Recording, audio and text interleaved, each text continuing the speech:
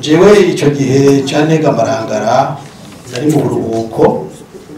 nari mpejeje umwaka wa gatatu muri kaminuza.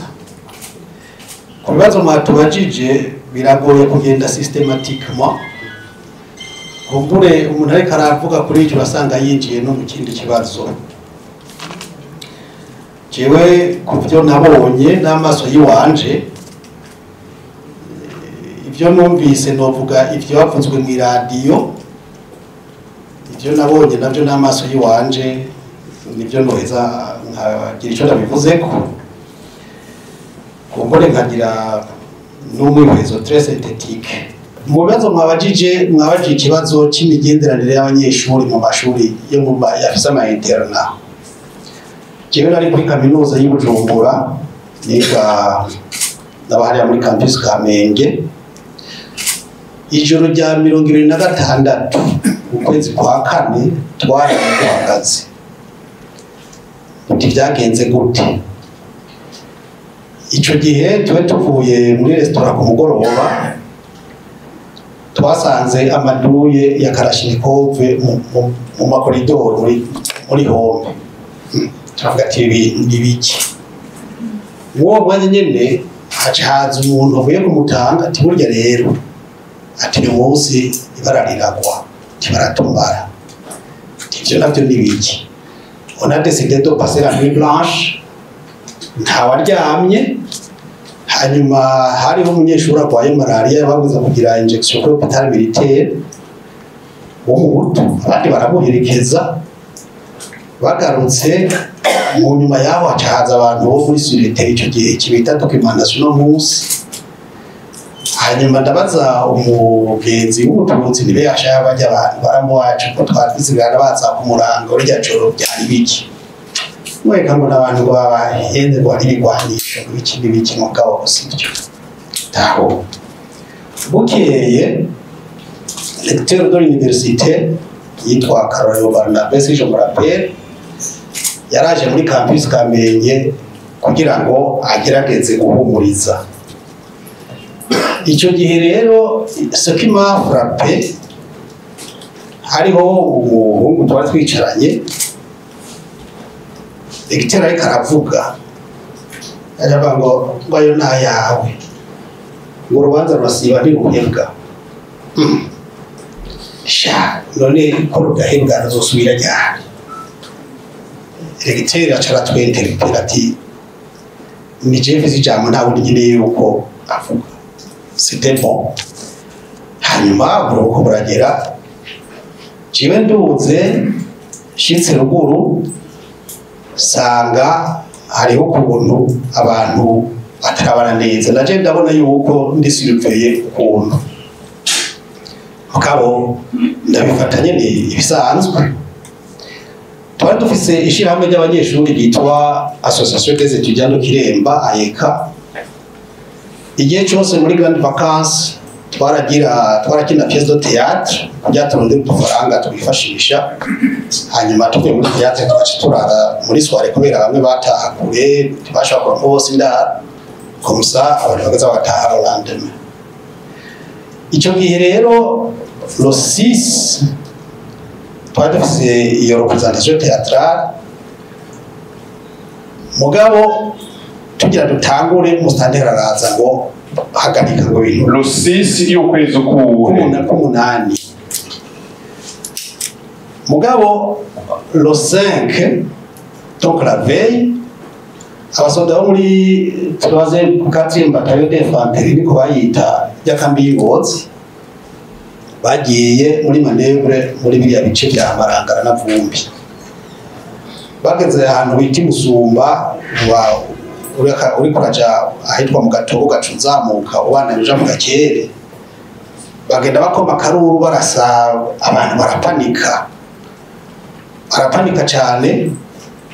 bivanye n'ivyari bimaze iminsi bigigwa bivugwa aho uramatari w'icyo gihe yagendera amazone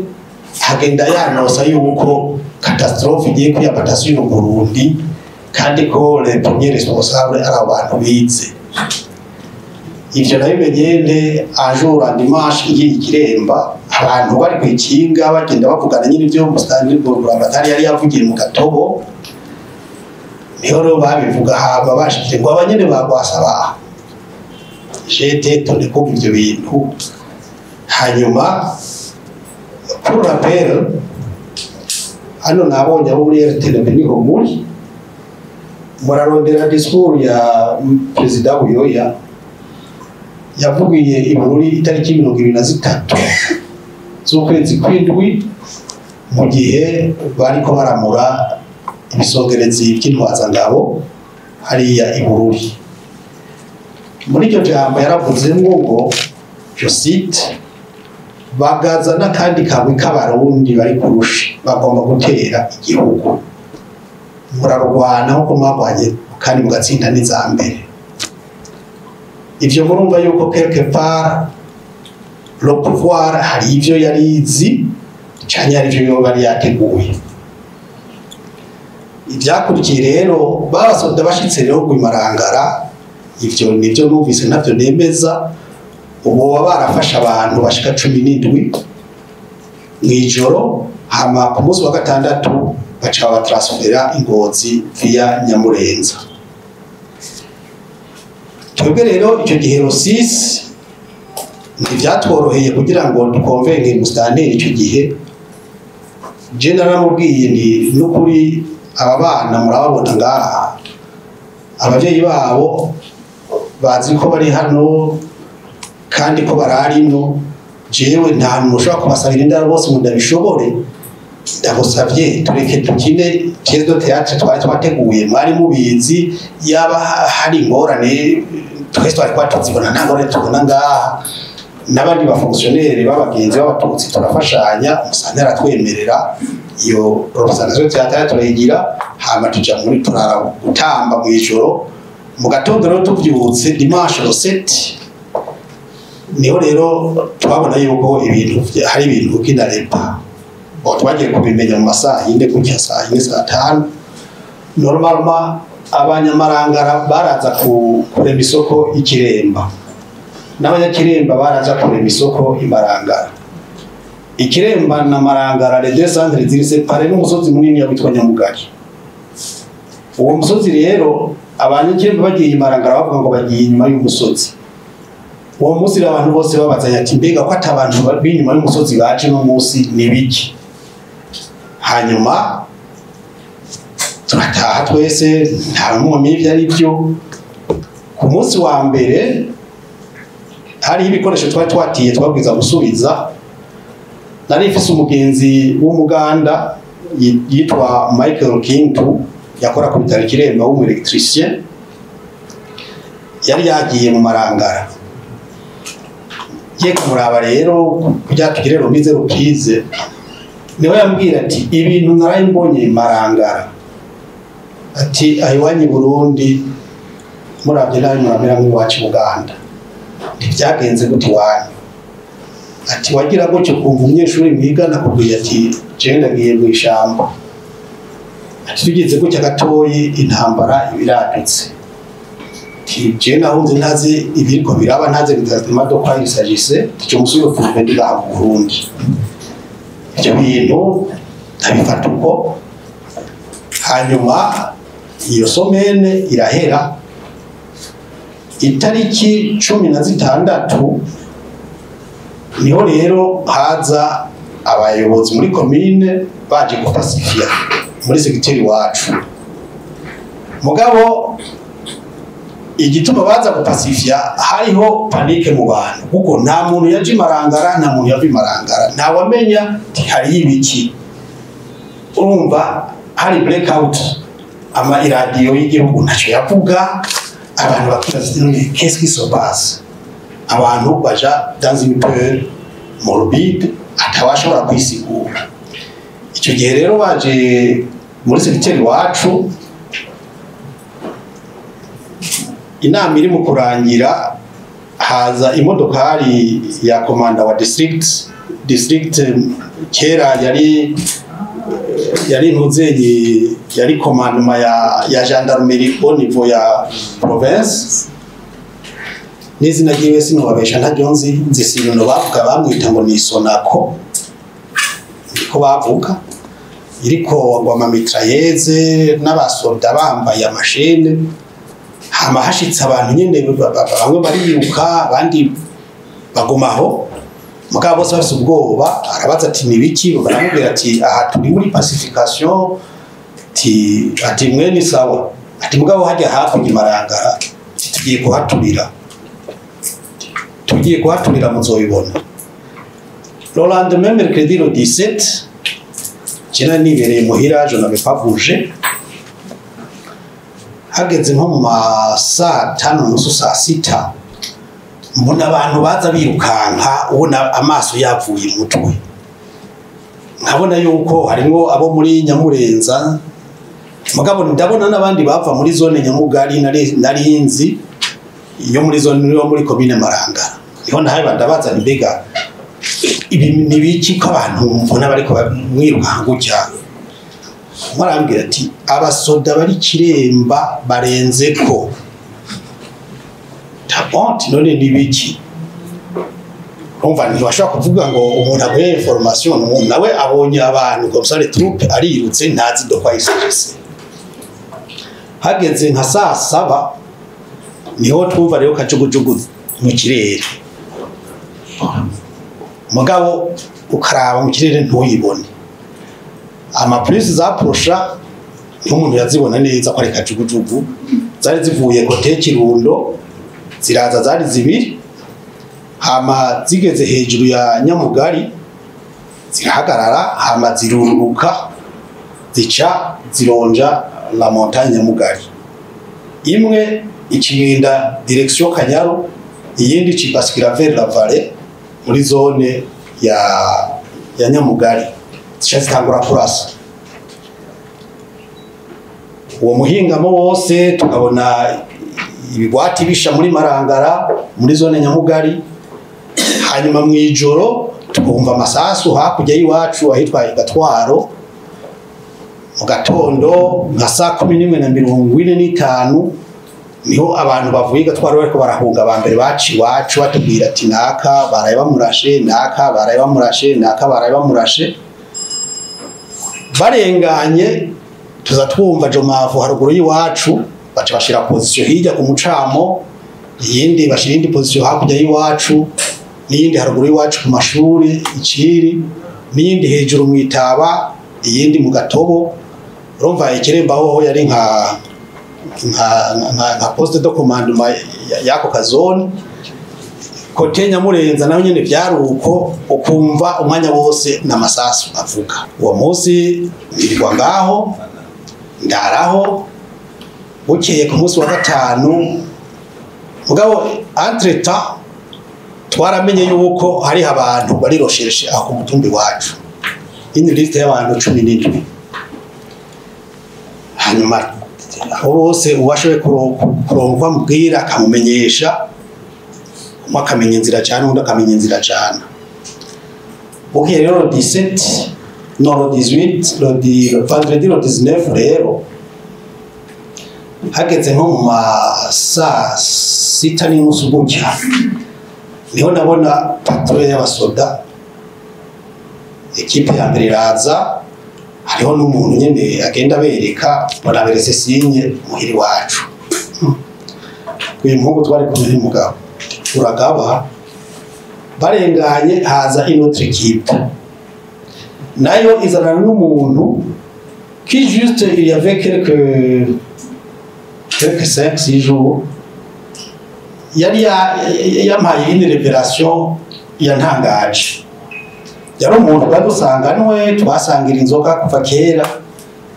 hanyuma sinze anesida yabaye ahamagara umwana wiwe ngo wambwawe ngangani besha urashaka kwita umwana wawe imbwa kandi ni ejo ni yagira amahirwe uzoza kuzaja kumurira ngo ibiki nibiki ngo nimbwa nyende yoshikaho je benshika wesha ukunda kuzi binda nindesho ahantu woshika umwana watoshikani woshika kwa komanda reka kubesha ati twe tugirana inama buri wa kabiri na buri wa gatanu n'abavuye ku ruhoro n'ahandi ati kandi agaca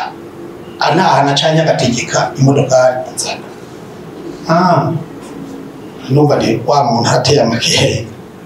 uyo muntu rero nawe nzabona rero ikipe igira kabiri niwe ayirongoye agira kumwe wa mbere nka komine Kiremba mu by'ukuri nta bantu bashamiranye hagati yabo abantu bose bapfuye muri Kiremba bishwe n'abasirikare abo basirikare n'uvuga baje bafise intonde z'abantu barondera bamwe baramenyekana iyo babiciye abandi nabo abatsinze kuri centre nyine Kiremba abandi nabo abaye porte dispari rero kuco mwavuze nk'akarorero kujanye n'ic'abanyeshure mu ma internat hirya no hino harabaye détention au courant de cette année scolaire notamment kuri ETS za Musenyi za Mureke n'ahandi kandi byose c'était sur fond ethnique muri kaminuza ari cyabaye bise ngo kwasa icyo gihe ku batabizi hariho umudiho bita kwasa w'abakongomani nkuko bavuga ndomboro cyane ibindi icyo gihe bateguye ngo soirée d'asante muri kaminuza mugabo biza kumvikana yuko hari mu integuro yuko ahubwo abantu bigenza ku bandi kugira ngo babavunagure bituma rero n'abari bagize reservation y'ibyumba baca bakira gute bataha mugabo gicabuze yuko iyo tariki ya 26 nababwiye habaye ngo ruhagarara ariko Imana yarakinze nta muntu yoba yarahasize ubuzima mugabo la tension était palpable ivyo rero murumva yuko quelque part si on faisait la liaison n'amajamba mwamwe yagenda kugwa n'abategetsi mu gisirikare notamment watwara ikambi mu Kayanza watwara Kangakumbu n'abandi warumva yuko umenga hariho incitation à la violence ivyo rero mugabo novuga ni igihe cyose intwaro hagira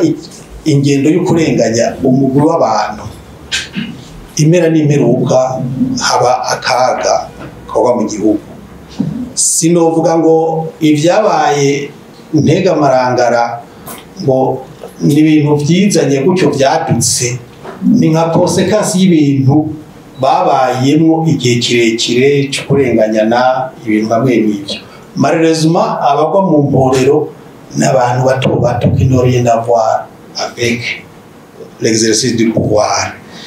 ikindi nosa n'utanga ko umuco baravuze ngo hari ngo igihugu ngo cyatiwe n'abantu bavuye mu Rwanda on accuse Paripehutu mugabo kuvyonzi kubyo natoboje ciwe cyo desi nari muri uwo muhari mugabo kubyo natoboje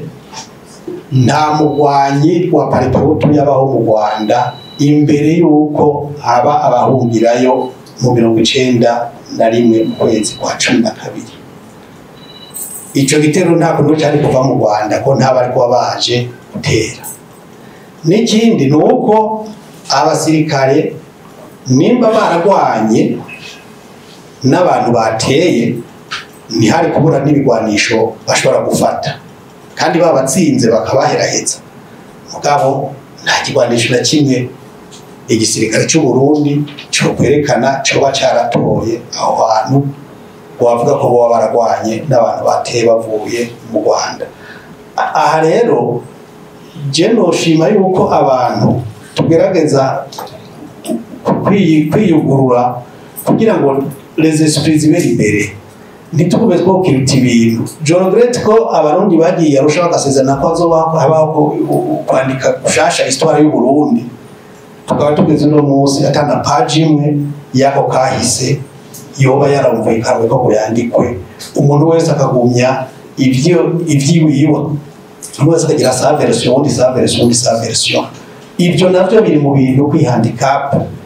l'évolution des bonnes relations qui doivent présider la communauté, la société burundaise. Neza rirashobora kuba intanduruko y'ingorane. Donc la manipulation de l'opinion irashobora gutera ubwoba mu bantu ingaruka zibambi par rapport y'ivyabaye Ntega Marangara. La genèse directe gushika ubu ntisobanutse ntimenyekana neza, mugabo hariho ini genèse lointaine. Mu bibazo mwabajije ati mbega ubutegetsi bwagera gute abatwagwa, aho niho hari umuzi w'ingorane zose. Igihe cyose dans une société hariho une gestion inéquitable, hakaba ikintu cyo gusa no gusumbasumbanya abantu, les manipulateurs bavyinjiyemwo iba catastrophe. Rero j'ai n'impanuro notanga, j'ai vécu ama crise atandukanye. La crise de 72 nari mu mwaka wa gatatu, hari ivyo nabonye, hari abonzi yahitanye. Ntega Marangara memema nibyo byanatumye mpunga n'igihugu n'imwana ashaka. Uyu munsi ibihari ivyo tubonesha amaso, ivyo byose no kuraba. Le plus jamais ça, ce n'est pas seulement par rapport au passé, c'est aussi par rapport au présent. Burya yugira gutyo kumva ngo hari abanyuruzwa, yugira gutyo kumva ngo hari ibiziga bitogwa, ivyo nibituma imitima y'abarundi itekana. Le plus jamais ça izoba, kuko ivyo byose twabanje kugira gute gusezera tukabivamwo. Abantu les citoyens ils ont droit yo kureklama iyo bumva yuko badatunganirijwe neza. Iyo umuntu rero akubwiye ikintu mu by'ukuri nugikorera akazi, ingorane rero dukunze kugira, hari amajambo intwaro zamazikoresha pour manipuler une partie de la population contre une autre. À l'époque bavuga ngo abantu bari amafaranga y'abazungu, ngo abo bantu ngo bakorana n'aba imperialiste. Abo imperialiste bazobarondera ukaba niwacu ari umuntu vraiment yari umwirimizi yitwa Ntirunena bamwishirijwe na kabiri. Ivyo byabazungu nabo byahurira, imperialisme nabo byahurira. Muga kumbure kubera yari un peu prospère mu mirima yiwe, il a payé ça de sa tête. Abantu bakazira ivyo babiri yakuya pour justifier les forfaits bakorana n'aba imperialiste. Ubaje taba imperialiste n'abaki babahe ni bande nta nyisho waro. Uno munsi uvuze ikintu kidahimbara abatware ngo muraraba ujya gukoreshwa n'abakoroni, kandi ivyo rero biramenyerewe. Je ndibuka turi mu biganiro Arusha après 2015 tuko turabonye ne atangora zosubira kuba mu gihugu. J'évoque l'issue y'ubutare, vuga nti ubutare doivent profiter ku barundi twese. Ni muraba ukuntu icyo gisata gitunganywa neza. Abibuka baribuka les attaques zabaye via Rema FM contre ma personne, n'igikoresho ubutare bari babwatsa abazungu nshaka kubasubiza jewe qu'est-ce que je suis contre citoyen asanzwe. Hari mine nta n'uburi mu itongo wacu novuga ngo burya bwo mu itongo wacu bwo nzobosha nta buhari marerezo. Mugabo la manipulation igacituma abantu, hari abantu bumva yuko bariya nabasi b'igihugu, bariya nabasi biterambere, bariya n'ibiki. Mais je vous dis sincèrement, burya nta muntu yanga igihugu ciwe.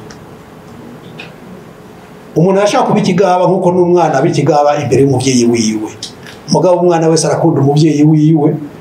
naho bimushikira akagera ku kantu kubugaba. Info rero yuko